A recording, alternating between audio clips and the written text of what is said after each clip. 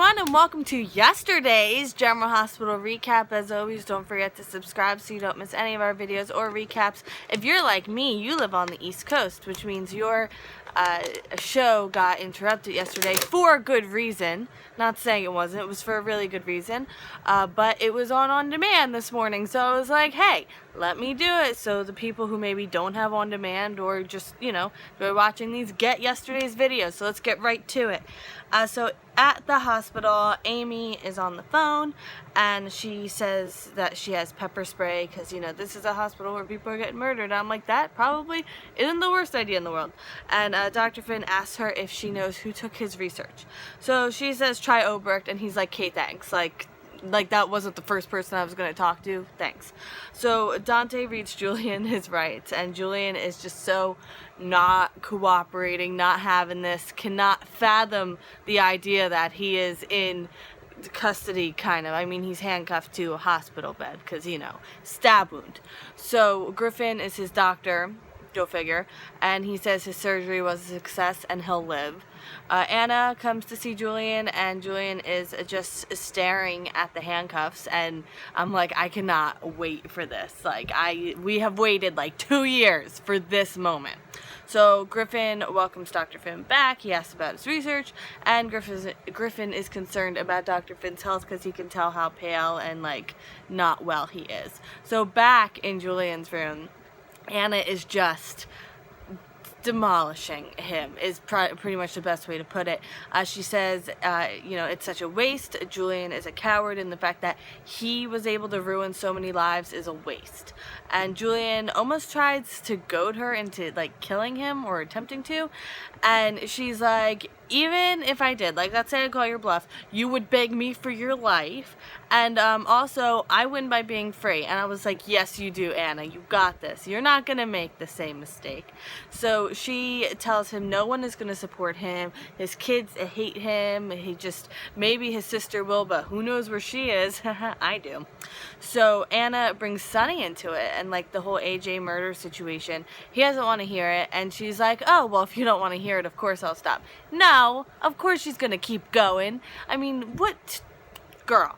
So she continues, and she says how Sonny took a deal so Carly could be free, and Duke would have done the same for her, and them being criminals is where all their similarities stop. And poor Alexis chose him, and look what happened. So he calls her a murderer, and that they're the same, and that this could be her. And she's like, no. And second, I owned up to what I did. He kind of whatever. And she learned from her mistakes. So she tells him she's going to spend the rest of the summer with her daughter and granddaughter because she's free and she didn't throw her life away. Oh, and also she hates him.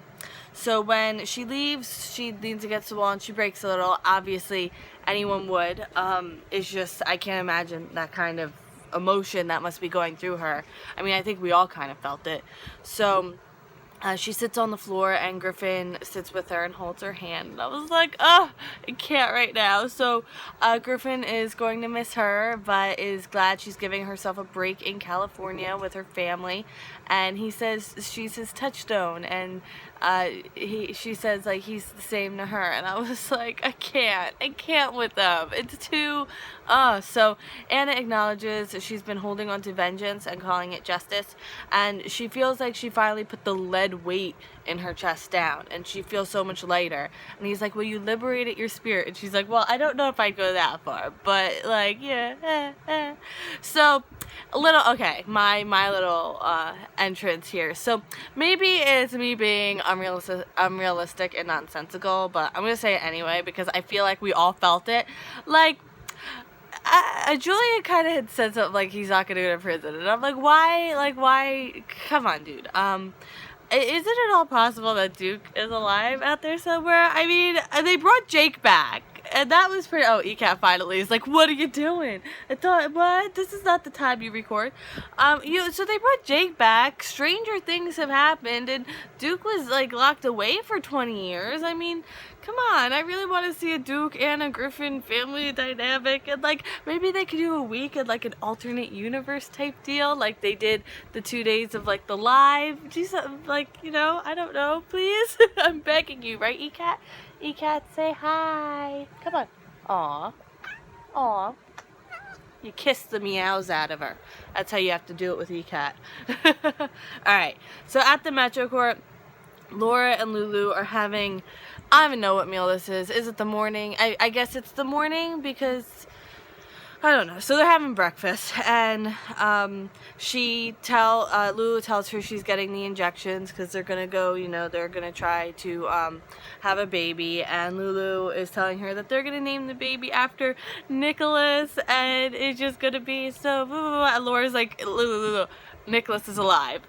So Lulu's ecstatic, and she's like, Laura isn't, and Lulu's like, yo, he fell out a window, and Laura's like, no, and like she had to like tell her the whole thing was staged, and Nikolas is pretending to be dead, like still continuing to. So Laura's happy but furious, and so is Lulu, kind of now, and she's shocked to find out that Spencer knew, and like, how could he do that to his son? And then she's like, I mean, there was no good choice, let your son mourn or make him lie to his whole family. I mean, both of them are equally bad. So Lulu can't drink because of the injections, but if she could, oh yeah. So Laura wonders if she should ambush Nikolas or go to the authorities. So Dante comes over, and they tell him, because we don't keep secrets anymore. That is so 2015. And she says that she doesn't know his location or anything, and Laura asks him to keep it in the family, and he's like, I can't. So he says he has to call it in immediately. And then in a different part of the Metro Court, Hayden tells Tracy all about the drugs and the disease that Dr. Finn is going through, and Tracy doesn't believe her, and Hayden wants to work as a team, and I think just that was kind of enough to get Tracy to be like, oh, maybe there is something to this. So Tracy's on board, but she asks more questions, and Tracy and Hayden stop over at the Laura Lulu table to like acknowledge them, and or at least Tracy's giving like a, oh, I'm thinking of you, condolences type deal.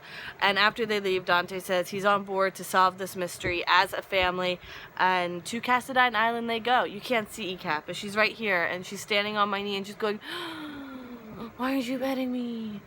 In Dr. Finn's room, Dr. Finn returns to his room and makes a call. They don't answer, and he yells, and then he apologizes to Roxy. Her ears are very sensitive. Yes, just like your little cat ears. And he doesn't know what to do. He's at the end of his room. And there's a knock on the door, and like he's crying. And I was like, oh. And it's Tracy and Hayden here to save the day. On Cassadine Island, Nikolas wasn't ever going to tell Ava about the diamonds, and she feels betrayed. And I was like, that is literally like the most ironic thing I've ever heard. So Nikolas wants her to let it go, and she won't, because she's never seen Frozen, and she wants to know why he's hiding out to begin with. And I'm like, that's probably something you should have pushed at the beginning, but okay, because she never thought about it, or she's saying she didn't think about it. So she doesn't think letting everyone grieve and giving up his life like for diamonds, like she doesn't think that's the full reason. Oh, I need to bring that plate up to the sink. She thinks there's more, and of course there's more, because this is an infomercial. So let me just adjust this. There you go. There we go. See, ECAT, you move the camera. So Nikolas tells Ava that Hayden has something on him that would send him to prison for the rest of his life. And she says she understands the feeling. You do something unforgivable and can't escape it, and it's haunting. And she just does this whole monologue about it. And I was like, that, like, they actually gave Ava some real emotions and some real insight into how she feels about the Connie Falconeri murder, which is something I don't feel like they've acknowledged, because she's always talked to someone else about it and had to be really defensive. But like, just knowing how it affects her internally, and like how, like she says, like you dream about the moment before it happens and you wish you could change something, but then you wake up and you can't change it. I think it was just very enlightening, especially for people like me who like cannot stand Ava 1% of 1%. So she says they're not different. They really aren't. So downstairs, Theo thanks Jason and Sam for their generosity. Jason asks if they could get a lift back to the mainland, and he's like, with your prisoners upstairs? And Jason's like, yeah. So Theo's asking a lot of questions, and Sam reveals that Nikolas Cassadine is one of the prisoners. So he says he's shocked. And Jason thinks he came to the island looking for Nikolas, and he says that he met him once as a teenager, and that's it. So then I was shocked because the whole time I'm looking at this Theo guy, I don't know why I thought his name was like something really, what did I say in the other one, like Fior or something? I heard that, it's Theo. I guess with the fan and the swamp cooler going and the fact that I just do not process words in the best way, I thought his name, but then I was like, oh, Theo, that's a lot easier than Fior, but whatever.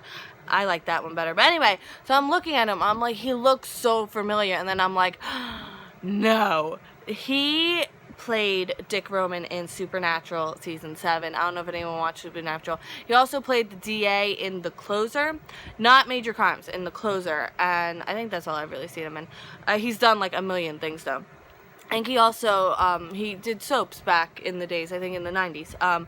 But yeah, so anyway, so they say he can head upstairs to talk to Nikolas, but they go like right behind him. So they bring Theo into Nikolas's and Ava's room, and Nikolas says he doesn't recognize him. Oh, and also on Monday I called Teddy Eddie. I don't know why. I just was talking fast, whatever. Monday wasn't a good day name-wise for me, apparently. Anyway, so they're all downstairs now, and Nikolas is asking Theo questions. Theo says why he's there, emergency situation, this, that, and the other thing. And Nikolas, oh my god, he has to be so contrary, because Theo's like, oh, your wife is beautiful. Ava Jerome isn't my wife. Oh, your friend is so generous. Jason isn't my friend. And I'm like, oh my god, Nikolas would be the type to do a disapproving head shake at someone playing Pokemon Go. Like, that's how I feel right now. Which me and my mom got yesterday. We were in the park walking, and which we've wanted to do for like weeks, and we just never get ourselves out of the house, but we both play Pokemon Go. It's so much fun. So we're there, we're walking, and like there were other people playing. We got to know a lot of people, and like this one woman who walked past us just like shook her head very disapprovingly, and I'm thinking like, okay, I'm having fun with my mom. I do not care, lady. Go like spend time with your kids, like, because her kids were there, and like, I don't know.